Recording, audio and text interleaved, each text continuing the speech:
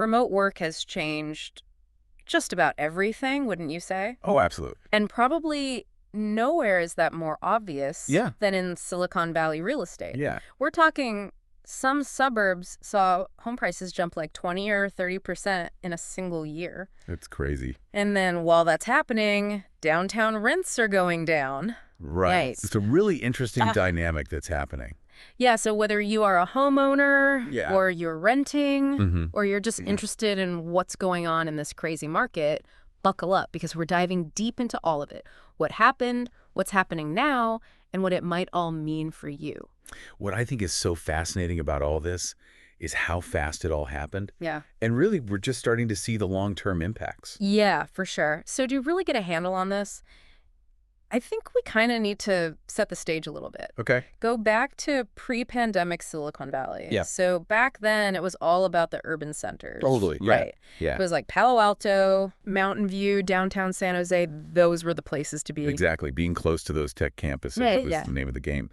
And it was also, that live work play. There was this energy in those areas Yes. that drew people in, even with, the super high cost of living. Yeah. High cost is putting it mildly. And back then, if you even thought about Right. the suburbs, like Morgan Hill or Gilroy, Yeah. you were looking at like a 2-hour commute each way. Absolutely. It was rough. Yeah. So it really was your work location, Well, there you go. completely dictated where you lived. 100%. And then boom, Yeah. pandemic hits. Yeah. And we've got Google, Meta, Twitter, all these companies are suddenly all about remote work. Everybody's remote. And it's like someone flipped a switch on the real estate market. The speed is really what stands out to me. Yeah. It was almost instantaneous. Yeah. And people could work from anywhere. Right. And so they started looking beyond Yes. those traditional urban centers. Yes. Exactly. And suddenly that long commute Yes. wasn't a deal breaker anymore. And those suburbs, we're talking Los Gatos, Campbell, Morgan Hill, Yeah. they became the hot new thing. The place to be. But it wasn't just about avoiding the commute, was it? No. What were people looking for in these suburban homes? Space. Yes. Home offices, backyards. Yeah. People wanted room to breathe. Yeah. They were really reimagining their homes as these multifunctional spaces, not just places to sleep and eat. Right. And that desire for space, that change in priorities, it really directly impacted prices, didn't it? Oh, yeah. Those 20 to 30% jumps in price we mentioned, that was in those specific suburbs that had suddenly become, the ideal for remote workers. Yeah, and it's classic supply and demand. Sure. Demand in the suburbs is going way up, inventory is staying relatively low, and as a result, prices are going up. Of course.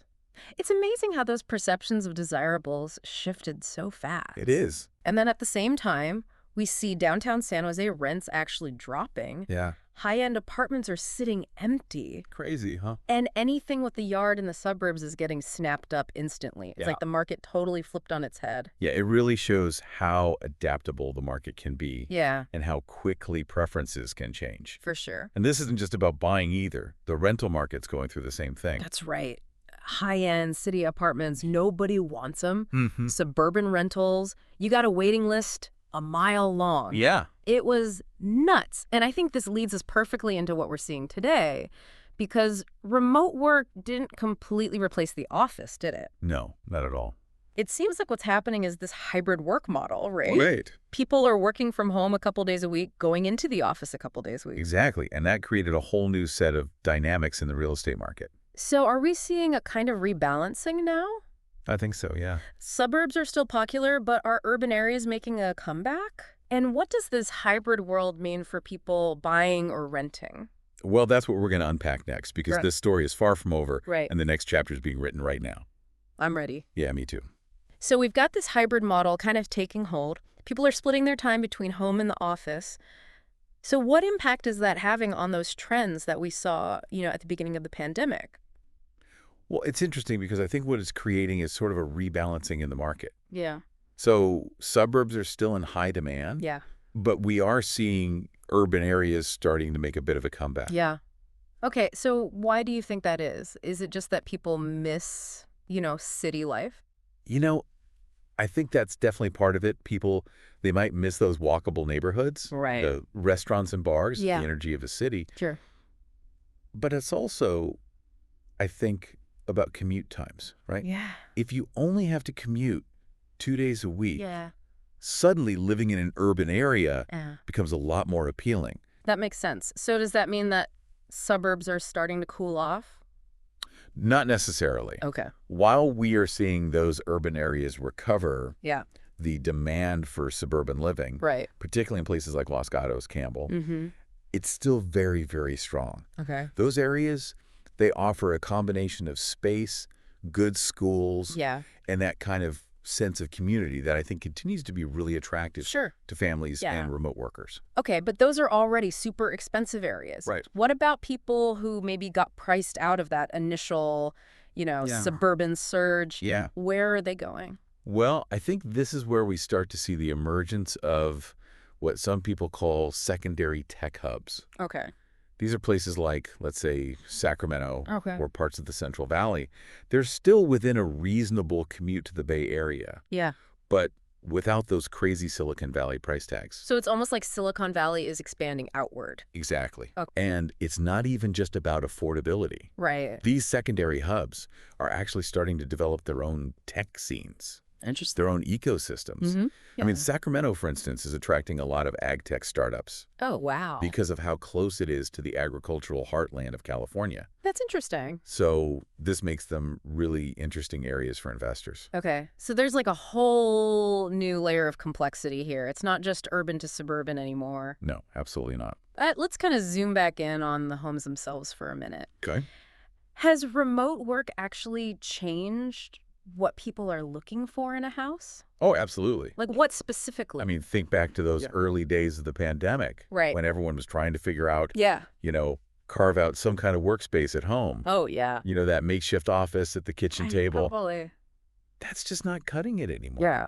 People really are prioritizing dedicated home offices, flexible spaces, Right. and even things like ADUs Yeah. to accommodate this new lifestyle. ADUs, for folks who might not know, that's like a separate little apartment on your property, right? Exactly. Yeah. It's like a little, separate apartment or a guest house. Okay.